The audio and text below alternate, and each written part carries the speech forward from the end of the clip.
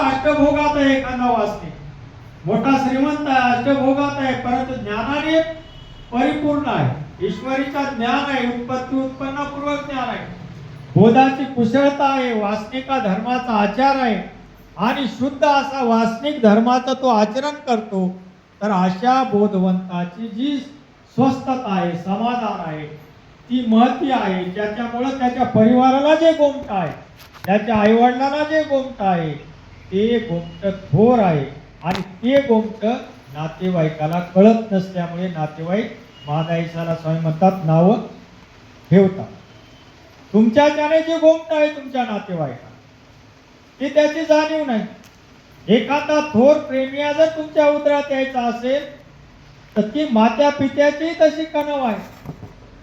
एवढा बोधवंत एखादा प्रेमिया, जसं बाईसा एखाद्याच्या उदरी जन्माला आली, उद्धव देव जन्माला आले, पांडव आले आहे ना, माधव भक्त आले, भांडारेकर आले, ज्या ज्या मात्या पित्याच्या उदरामध्ये जे जे भक्त जन्माला आलेले आहेत, जरी समाजाने त्यांना नावं ठेवलेले असतील, तुम्ही वाया गेले काय, हातात झोळी भनंगा होऊन फिरायले, देव कुठं भेटतो का, असे जरी तुम्हाला कोणी नावं ठेवत असतील, तरी तुमच्याने तयासी जे गोमटे आहेत ते गोमटे ते काही जाणत असती बाई.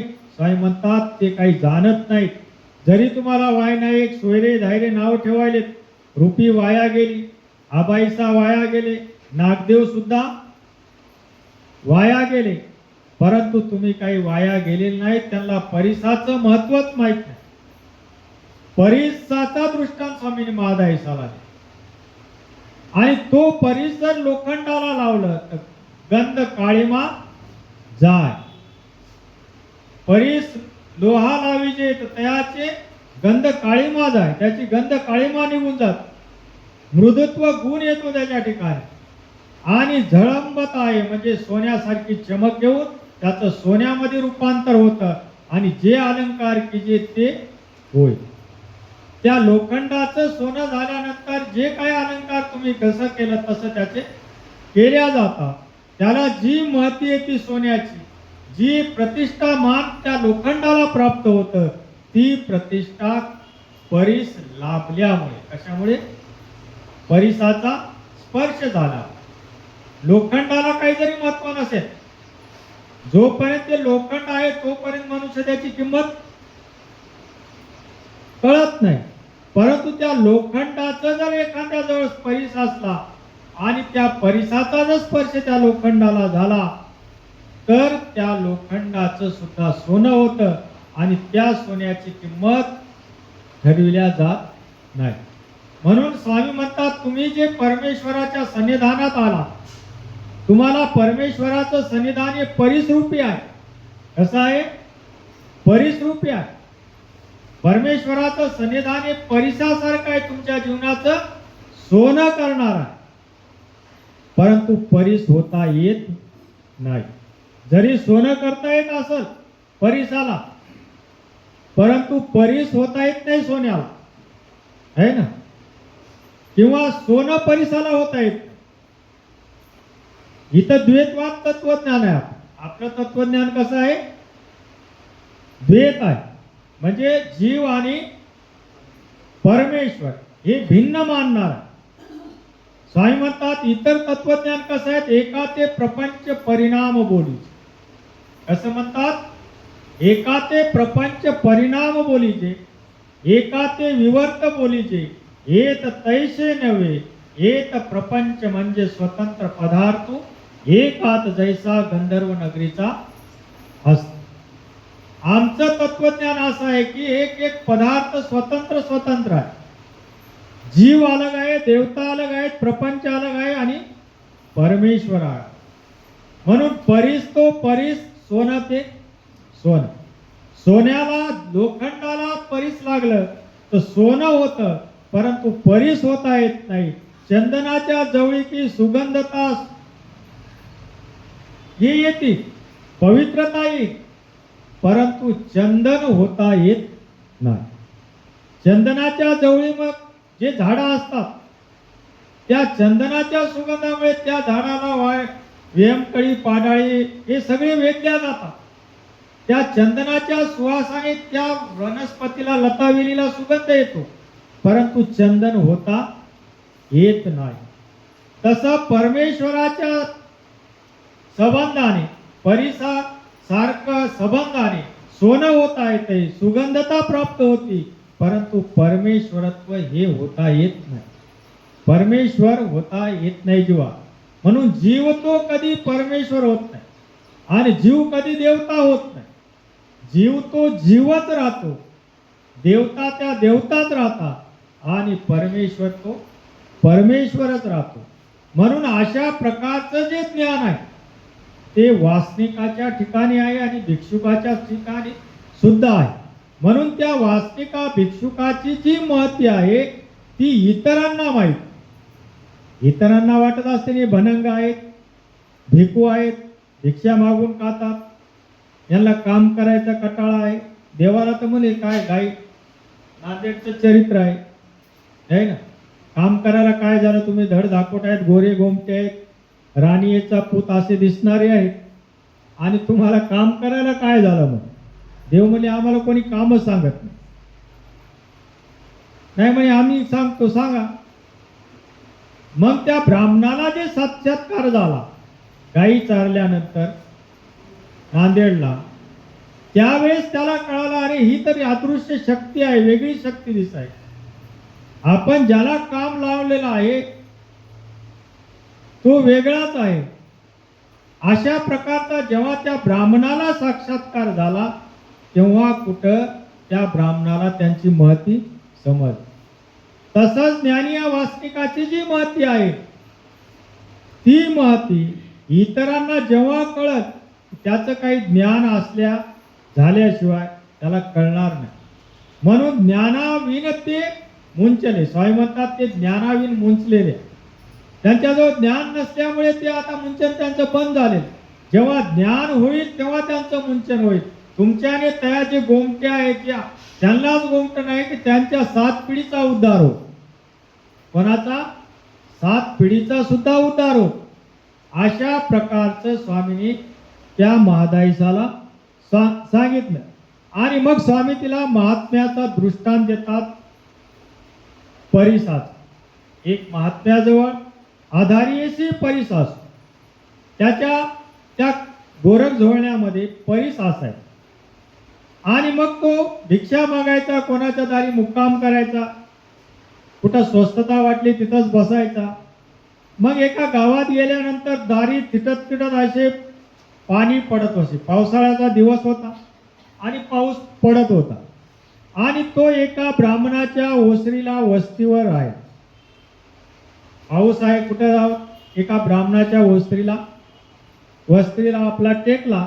टेकल्यानंतर बाईला वस्ती पवाडू केला. त्या ब्राह्मणाची पत्नी धार्मिक होती, तिने त्याला बसायला टाकलं. त्या महात्म्याला तो बिचारा बसला तिथं. ओसरी बैसो घातले, पाय धुतले, त्याचं तांब्या भरून पाणी दिलं आणि त्या बाईने त्याची व्यवस्थित सेवा केली, जेवायला दिलं. मग तिचा जो पती होता ब्राह्मण तो डोईये वानियाची पेंडी घेऊन आला. शेतात काम करायचा तो ब्राह्मण.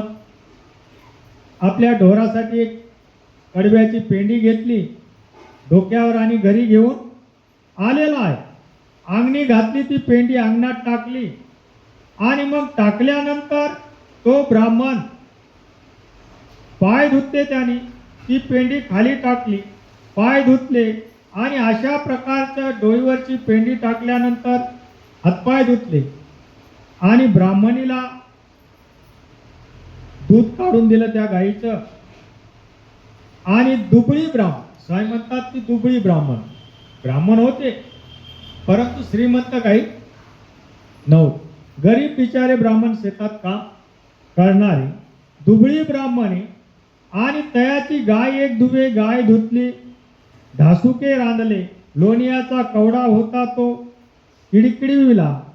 अशा प्रकारचं त्यांचं ते खाणं स्वामी सांगतात की ते गरीब ब्राह्मण आहेत. दूध काढलं गाईचं, त्या दुधामध्ये काहीतरी रोटी केली ती चुरून खाल्ली. त्याच्यासोबत लोण्याचा गोळा होता तो तापिला, त्याचं तूप तयार केलं आणि दोघाही जेवू वाढ. त्या ब्राह्मणाला जेवू घातलं आणि त्या ओसरीवर आलेल्या ब्राह्मणालाही जेवायला वाढ. सुकली आईशी पाणी, नागिलीचे पानं बी सुकलेली होती. घोटी आईशी फोडी तांबूळ दिली. त्या महात्म्याची जेवण झाल्यानंतर थोडंफार काहीतरी आपला भात बीत रांधला, तूप केलं, त्याला खाऊ घातलं त्या ब्राह्मणाला आणि त्या संन्याशाला बी ओसरी महात्म्याला त्याला बी खाऊ घातलं. एक पानाचा विडा दिला. अशा प्रकारे त्याला खुश केलं त्या संन्याशाला, महात्म्याला. आणि तुटकी आईशी बाज होती. बाज बी अशी चांगली नव्हती, तुटलेली बाज. आणि त्याच्यावर तिथं आथरून टाकलं, त्याला झोपिलं आणि मग तो खुश झाला. तो महात्मा खुश झाला. त्याला वाटलं आपली ओळख नाही, पाळख नाही, आपले नातेवाईक नाहीत, तरी आपल्याला तूप भात खाऊ घातलं, यथोचित पूजा केली, आदर सत्कार केला. आणि मग तो त्या ब्राह्मणीला म्हणतो, त्या पत्नीला, तुमचे जेतुके लोखंडे असती तेतुके माझ्या बाजे खाली ठेवा. तुमच्या घरात जेवढे काही लोखंडाचे अवजार आहेत, विळा, कुऱ्हाड, टिकाव, उधळ, फोर, हे जे काय असेल ते सगळे माझ्या बाजेखाली आणून ठेवा म्हणे. बाजेखाली ठेवा. लोखंडे बाजेखाली ठेवली. त्या पत्नीने लोखंड सगळे गोळा केले आणि या महात्म्याच्या बाजेखाली आणून ठेवले. पास ठेवला नांगराचा, फाळू ठेवला, ते फाळा नांगराचाच असतो. तुता म्हणजे खुरप, इळा, कुऱ्हाडी ठेवली. मध्यान्ही एकी रात्री तो महात्मा उठला. ते महात्मा खुश झालेला होता, प्रसन्न झालेला होता. महात्मा मध्यान्ह एका रात्री 1-2 वाजता उठला. आपल्या आधारीचा परिसू काढला, आपल्या गोरख जोडण्यातला परिस काढला आणि अवघ्या परिसू लावला. सगळ्या लोखंडाला त्याने काय केलं, परिस लावला. लावल्यानंतर आपण निघून गेला. आपण उठला आणि गपचिपच निघून गेला. पश्चात पाय निघाल्यानंतर 5 पटीचे तो ब्राह्मण उठला. त्या ब्राह्मणाचं रोजचं काम असायचं, 5 पटीतच उठायचा. सकाळी 5 वाजता सगळे अवजारं घ्यायचा बांधून आणि शेतात कामाला जायचा. तो लोखंडे घेऊन शेताशी गेला. त्याच्या पत्नीने जे लोखंड तिथं आणून टाकलेले होते, त्याला वाटले हे सगळे आपले शेताचे अवजार आहेत आणि त्याने बांधले तसेच गटुड्यात आणि घेऊन गेला. गेल्यानंतर वखुरू जुतला, तो पास वाकू लागला. आता ती सोन्याची झालती. त्याने वखर लावला, ती पास लावली तर ती वाकली. तुतेने करून माती फेडू बैसला. ते नांगराची माती काढण्याची ती एक असं उलथण्यासारखं एक असतं, तर त्याने ते काढू लागला तर ते बी वाकलं. इळेने करून गवत कापू बसला तर इळा बी लावला. कुऱ्हाडी करून सरपण फोडू बसला तर कुऱ्हाडी वाकली. अशा प्रकारे त्याचे सगळे अवजार काय झाले, वाकले. ऐसा निधावला, दुःखिस्त झाला बिचारा.